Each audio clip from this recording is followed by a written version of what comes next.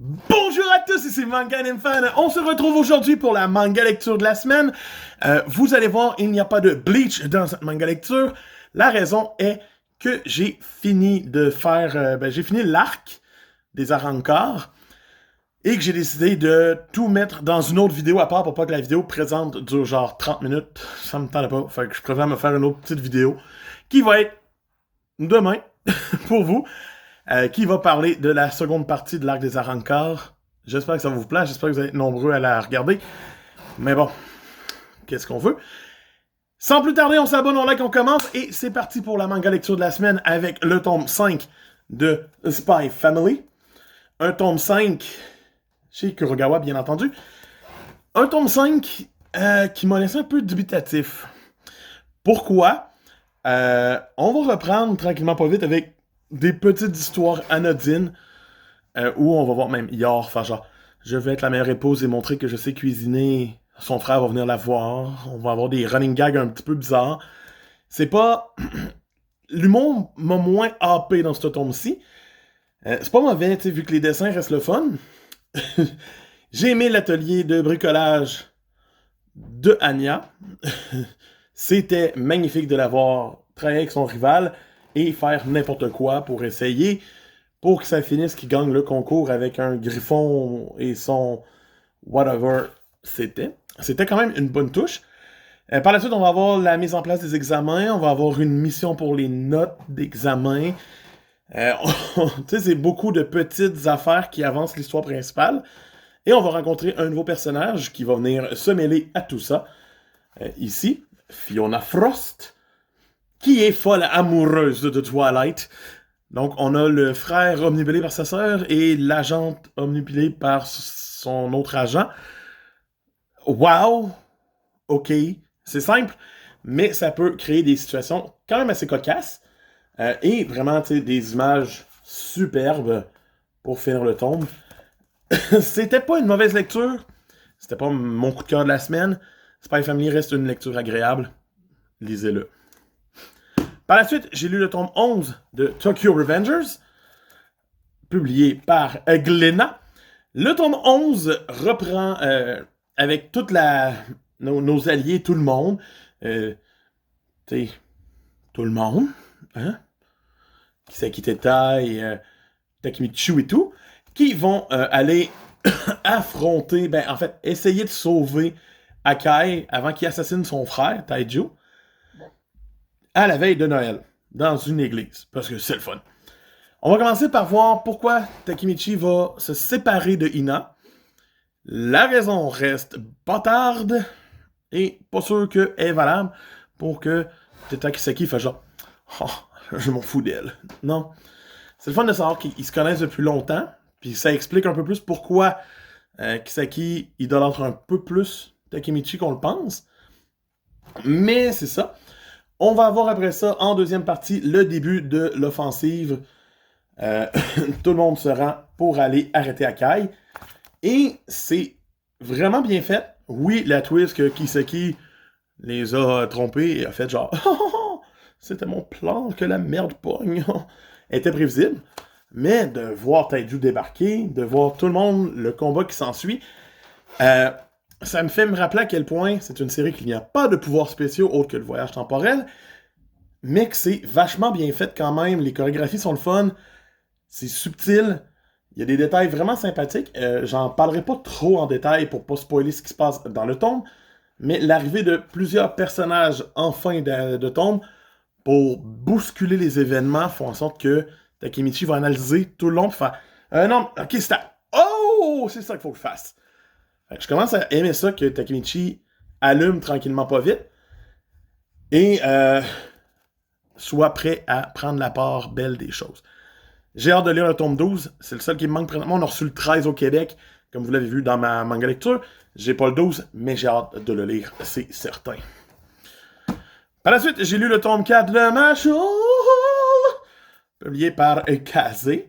Donc, Mashle continue son petit bonhomme de chemin à aller essayer de sauver ses amis du marionnettiste terrible et va faire un combat contre quelqu'un qui utilise des flèches d'accélération.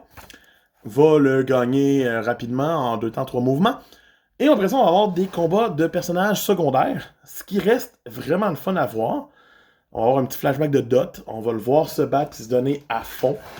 C'est vraiment stylé de le voir utiliser sa baguette comme il faut. Et par la suite, on va rencontrer le frère et donc l'étudiant le plus primé, donc le frère de Finn. Et c'est vraiment bien amené d'une certaine façon. C'est simple, efficace. J'en demanderai pas plus. J'aime son interaction avec Mash. Et surtout, ce qui retient l'attention, c'est toute la dernière partie du tome, qui est consacrée au combat contre le marionnettiste, qui va utiliser tout ce qu'il peut pour nuire, même essayer de contrôler Mash. Mash va réussir à y briser les doigts, juste par sa force. Et on va avoir des running gags, genre le chou à la crème qui protège Mash, Mash qui protège son protège-chou, des techniques vraiment belles à regarder, comme celle-ci. Et ben, le combat va se terminer par un gag d'une certaine façon et laisser présager que il y a quelqu'un de plus terrible qui s'en vient. Et ça, c'est bien parce que Marshall prend le temps de ne jamais prendre son temps. Ça avance. On a l'impression qu'on avance. On n'a pas l'impression de faire « Ah, ce sera pas long. Faut que j'arrête un peu, je prenne un break. » Non, ça continue puis ça avance. C'est le fun. Très belle lecture. Par la suite, on passe à Hippo, tome 118, publié chez Kurogawa. Le tome 118 de Hippo, c'est le retour d'Hippo dans un match de boxe. On va avoir bien sûr au début ses derniers doutes, ses inquiétudes. On va voir que Takamura aussi va se battre. Va être le gros combat après le retour d'Hippo. Et on va apprendre c'est quoi que Takamura a comme vision. La vision des champions qui sont surélevés par-dessus tout le monde et qui regardent le monde de si haut que tu ne les vois plus. Ça change pas le point de vue de Takamura. Takamura reste un des meilleurs personnages qui existent dans un manga. On va voir des petits combats brefs, par-ci par-là, des mini-séances de sparring, mais rendu à la fin du tome, on reprend. On a un beau trio de boxeurs qui viennent encourager Hippo et qui vont avoir le journaliste à côté d'eux autres, donc des belles interactions entre les anciens adversaires d'Hippo et Ami.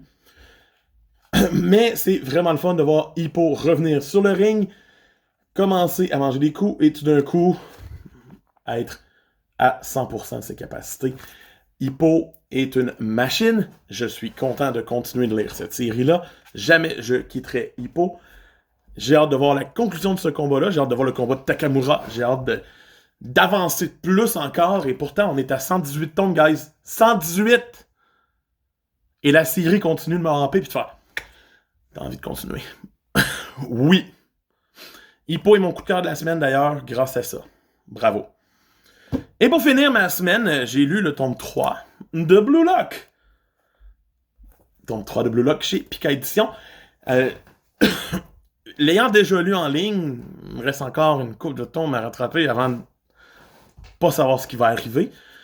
Et vu que c'est encore assez récent dans ma tête, je savais ce qui s'en venait. J'ai vraiment quand même réapprécié voir le tome pousser sur Shigiri, je veux dire, sur Shigiri.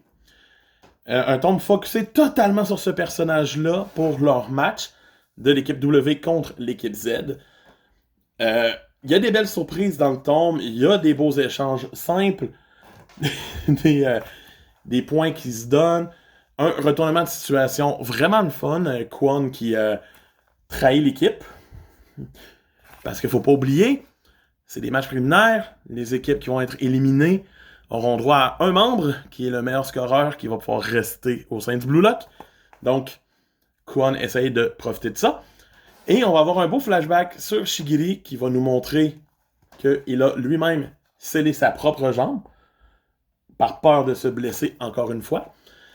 Et il va finir par briser ses chaînes d'une façon magnifique, et nous montrer ce qu'il est capable de faire.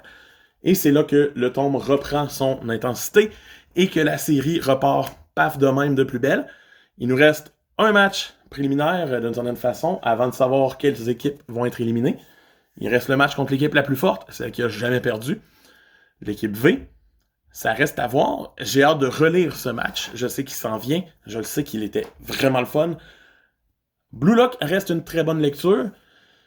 J'ai hâte de lire les tomes que j'ai pas lus, mais pour l'instant, Blue Lock, ça reste un haut petit tableau pareil. Donc, c'était Manga Fan qui vous dit, si vous voulez du Bleach, c'est demain, on n'oublie pas. Et sur ce, je vous dis, abonnez-vous, likez et commentez, puis on se retrouve demain. Bye!